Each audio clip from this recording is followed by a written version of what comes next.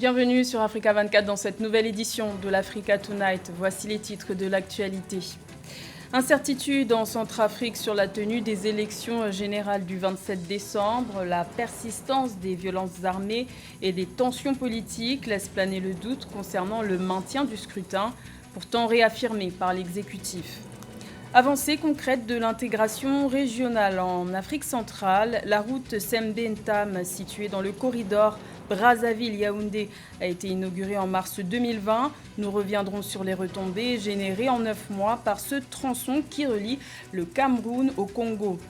Et un couvre-feu a été décrété au Togo depuis le 20 décembre, une mesure d'exception assortie d'une interdiction de consommer sur place dans les bars, une décision diversement appréciée par les populations à l'approche des fêtes de fin d'année.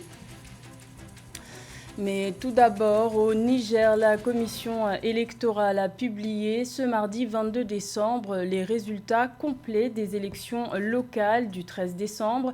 Le parti au pouvoir, Parti nigérien pour la démocratie et le socialisme, a remporté le plus grand nombre de sièges de conseillers municipaux avec 1799 sièges. Le Mouvement national pour la société du développement, parti de l'ancien président Mamadou Tandja, est arrivé deuxième avec 358 sièges, suivi de près par le mouvement patriotique pour la République avec 356 sièges.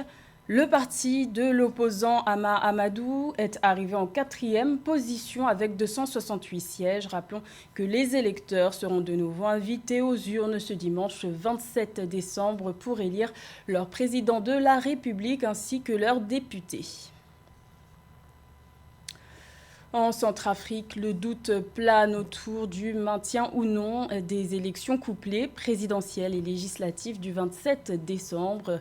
Les groupes armés ont relancé les hostilités. La coalition de l'opposition demande le report des élections et l'exécutif accuse l'ancien président François Bozizé, exclu de la présidentielle, de fomenter un coup d'État. Le point sur la situation en Centrafrique avec notre envoyé spécial, Thierry Ndassa. La COD 2020, la coalition de l'opposition démocratique, a annoncé le 20 décembre que les partis d'opposition de la COD 2020 suspendent leur campagne électorale en raison du contexte sécuritaire. Pour le porte-parole de la COD 2020, Nicolas Tchongaï, le leader du mouvement Cœur Uni, le président Touadéra, a fait le choix de l'action militaire face à la menace des groupes armés. Pour la COD 2020, présidée par l'ancien président François Bozizé, aller aux élections du 27 décembre pourrait causer une crise post-électorale dans le pays. Nous remarquons aujourd'hui que le président Touadéra ne veut pas nous entendre. Il privilégie la confrontation. Et il fait venir dans notre pays des troupes étrangères sans la volonté, sans le consentement du peuple centrafricain. Nous attendons parler d'accords qui auraient été signés avec des Russes, avec des Rwandais. Nous nous posons la question de savoir quel est le contenu des accords qui ont été signés et qui n'ont jamais été portés à la connaissance du peuple centrafricain, tout au moins par le biais de l'Assemblée nationale. Plus tard dans la journée, le président centrafricain s'est rendu au siège de son parti, le MCU, sous bonne escorte des forces russes et rwandaises. Face à la presse, il a tenu à rassurer l'opinion sur la tenue des élections du 27 décembre. Le président Touadéra pointe du doigt le chef de la COD, François Bozizé, l'accusant de vouloir prendre le pouvoir par les armes.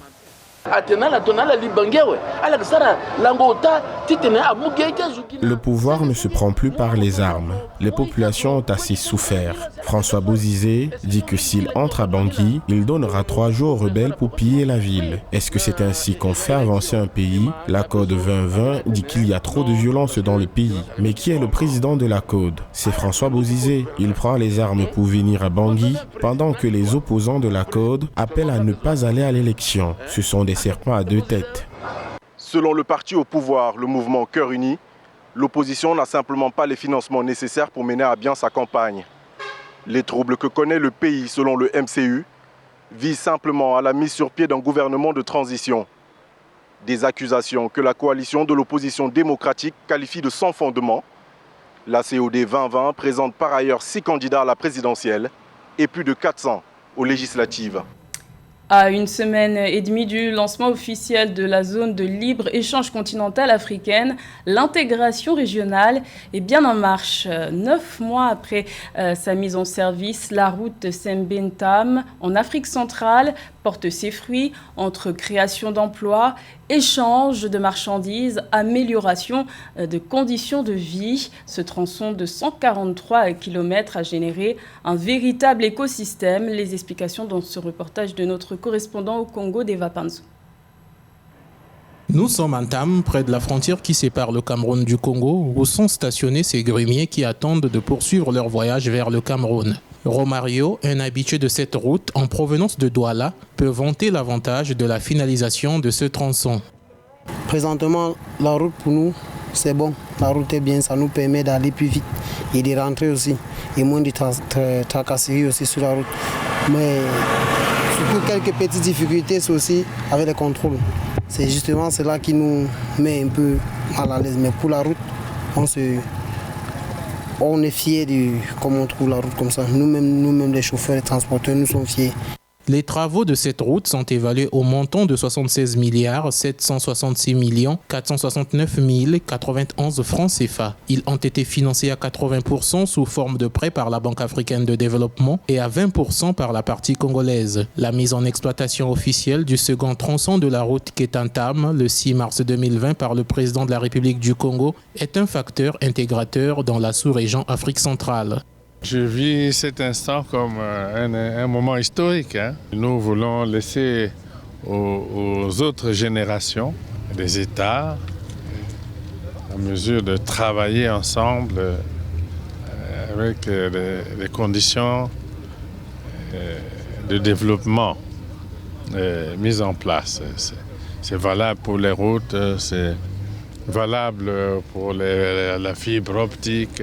Le chantier a permis de mobiliser 753 travailleurs, dont 105 Chinois, 491 Congolais, 32 Camerounais, 39 Centrafricains et 24 Congolais de la République démocratique. Le désenclavement des localités situées le long de la route devrait contribuer à l'évacuation rapide des produits de consommation et à accroître les échanges entre les deux pays frontaliers. La pandémie de Covid-19 a provoqué une baisse de la demande mondiale des hydrocarbures et de leur prix. L'Algérie, qui est le 3e pays producteur de pétrole en Afrique, a subi la même tendance à la baisse. La production de pétrole a chuté de 8% en 2020 par rapport à 2019. Plus de détails avec Samantha Saboubanga. La pandémie due au coronavirus a fortement impacté la production des hydrocarbures algériens. Cette année, la production de pétrole et de gaz de l'Algérie a chuté de 8% par rapport à 2019. Actuellement, les prix du pétrole tournent autour de $50 le baril. Le ministre de l'Énergie, Abdelmajid Attar, a annoncé le 19 décembre qu'en 2020, l'Algérie a produit moins de pétrole et de gaz que les 143 millions de tonnes équivalent de pétrole signalés l'année dernière. Les recettes de la vente des hydrocarbures et des produits pétrochimiques vont afficher au 31 décembre 22 milliards de dollars contre 33 milliards de dollars obtenus à la même période en 2019. La baisse de la production du pétrole en Algérie ne date d'hier. C'est une vieille histoire que malheureusement la pandémie du Covid n'a fait qu'accélérer. Depuis de nombreuses années, on a noté que l'Algérie produisait moins de pétrole et cela a été dû à des retards répétés dans des projets, des difficultés pour attirer des partenaires d'investissement, mais il y a aussi de l'insuffisance des infrastructures et des problèmes techniques. Avec cette baisse de production, les exportations tomberont à 82 millions de tonnes. Pour Toufik Akar, le patron de la Société publique du pétrole, cette situation pourrait encore se décliner au cours de la prochaine décennie. Néanmoins, le ministère de l'Énergie précise que le volume des exportations s'établira à la fin de l'année à 82 millions de tonnes. Il faut quand même savoir que l'économie algérienne dépend en très grande partie des hydrocarbures. Toutes les recettes viennent justement de la vente des hydrocarbures. Aujourd'hui, avec la baisse des prix du pétrole, cela a grévé très sérieusement les finances publiques. La balance commerciale et les réserves de change ont subi des chocs très importants. Or, la pandémie du Covid a encore plus accéléré la baisse du prix du pétrole vu que l'activité économique mondiale s'est ralentie de manière substantielle. Aujourd'hui, ce qu'on peut dire, c'est que l'Algérie est malade de son pétrole. Et le président de la République algérienne, Abdelmadjid Tebboune, avait déclaré le 22 mars qu'il fallait que l'Algérie sorte de cette dépendance du pétrole. Notons que l'arrivée progressive des gisements à maturité et le manque d'investissement ont également participé à la baisse de la production alors que la consommation nationale a augmenté.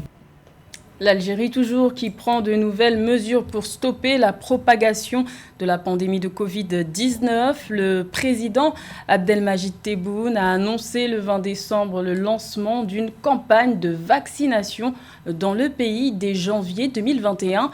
Le chef de l'État algérien, qui est lui-même en convalescence en Allemagne, a demandé à son gouvernement de choisir un vaccin approprié. Pour rappel, l'Algérie a recensé depuis le 25 février 2020 plus de 95 000 cas de contamination à la Covid-19 avec plus de 2600 décès. Le conseil scientifique l'avait recommandé, le gouvernement togolais l'a fait. Au Togo, un couvre-feu a été décrété du 20 décembre 2020 au 3 janvier 2021 sur l'ensemble du territoire national. Cette mesure est assortie d'une interdiction de consommer sur place dans les bars. Si ces décisions entrent dans le cadre de la riposte à la Covid-19, elles restent diversement appréciées au sein de la population, notamment en cette période de fête. Reportage de notre correspondante au Togo, Emefa Kofi. Regard inquiet, ce tenancier de bar vient de voir ses recettes de fin d'année en forte baisse. Pour cause, l'interdiction par le gouvernement togolais de la consommation sur place dans tous les bars jusqu'au 3 janvier 2021. Objectif, limiter la contamination au coronavirus durant cette période de fête de fin d'année. Au moins, si c'est qu'on a dit, on va vendre jusqu'à minuit ou bien jusqu'à ça peut nous avantager. Les jours de fête, on reste jusqu'à l'aube, souvent. Mais maintenant, on ne sait plus. On a déjà fait les achats aussi. Et ça, bon, ça nous dérange trop même. Afin de limiter la propagation de la maladie, il a été entre autres interdit le rassemblement de plus de 15 personnes, les pèlerinages et camps de prière, des événements à caractère culturel et commercial. Des mesures applicables sur la période du 20 décembre au 3 janvier 2021 sur l'ensemble du territoire national. Cette décision, non seulement il pose un problème de déficit économique, mais il pose aussi un autre problème, celui de la contamination qui n'est pas résolu. Cette période appelée couvre-feu par le gouvernement togolais inquiète les populations qui craignent pour leur vie. Jusqu'au 3 janvier, elles sont invitées à ne pas sortir dans les rues à partir de 22h GMT. Même au cours donc, de cette période de pandémie, les premières heures du couvre-feu décrété au Togo, il y a au moins 2 personnes tuées. Donc aujourd'hui, il faudrait véritablement que le gouvernement se mette un peu à la place donc, des populations et canaliser donc, les flux au lieu d'interdire systématiquement. Pour le respect de ces mesures, le gouvernement togolais a déployé la force mixte anti-pandémie qui compte 5000 hommes. Le pays est à plus de 3400 cas confirmés depuis le début de l'apparition de la maladie au Togo. Les choses sérieuses commencent pour les meilleurs clubs de football africains. La Coupe d'Afrique des clubs a débuté ce mardi 22 décembre. On en parle avec notre journaliste sportif José Douglas. En effet, nous rentrons dans le vif du sujet avec ces 2 compétitions phares de notre continent. En Ligue des Champions, quelques affiches à suivre avec des matchs qui débutent ce mardi 22 décembre et s'achèvent le mercredi 23 décembre pour le premier tour des matchs allés. RC Abidjan, Oroya, Stade malien Wydad Casablanca ou encore Bouangidi contre le TP Mazembe ou Teunguet contre Rajad Casablanca. Y a-t-il danger pour les clubs marocains engagés dans cette compétition ? Surtout pour le Wydad qui rencontre quand même une référence aussi sur le continent, une équipe qui a quand même un passé et qui est reconnue sur le continent. Après, pour le Raja, je ne me fais pas vraiment de soucis parce qu'il tourne vraiment très bien en ce moment. On l'a vu notamment contre l'équipe, le nouvel entraîneur d'Oujda, Abdeslam Ouadou. On voit une équipe du Raja qui commence à proposer du beau football, etc. Donc moi, je ne suis pas inquiet forcément pour le Raja. Je pense qu'ils s'en sortiront. Par contre, pour le Wydad, il va falloir vraiment se méfier de cette équipe. C'est quand même un ténor sur le continent. Et voilà, donc ils ne sont pas à l'abri d'une mauvaise surprise. S'ils y vont en dilettante, ça peut mal se passer pour eux. En Coupe de la Confédération maintenant, à suivre, Monastir Al-Hali de Tripoli, Green Eagles contre Coton Sport, Renaissance Sétif ou encore Jaraf contre San Pedro. Des résultats qui sont de plus en plus serrés chaque année. L'écart se réduit. Maintenant, ce qu'on remarque aussi depuis plusieurs années maintenant, c'est qu'il n'y a plus vraiment de score fleuve entre les équipes à l'époque. Tactiquement, ce n'était pas en place. Physiquement, il y avait des écarts entre les grandes et les petites équipes. Aujourd'hui, quand ça joue, ça gagne 1-0, 2-0, grand maximum. Alors qu'à l'époque, on voyait des gros scores. Si les matchs allés ont lieu ce mardi 22, mercredi 23 décembre, les matchs retour de ce premier tour sont programmés pour le 6 janvier 2021 dans les deux compétitions. C'était le journal de la rédaction. Merci de l'avoir suivi. L'information continue sur Africa 24.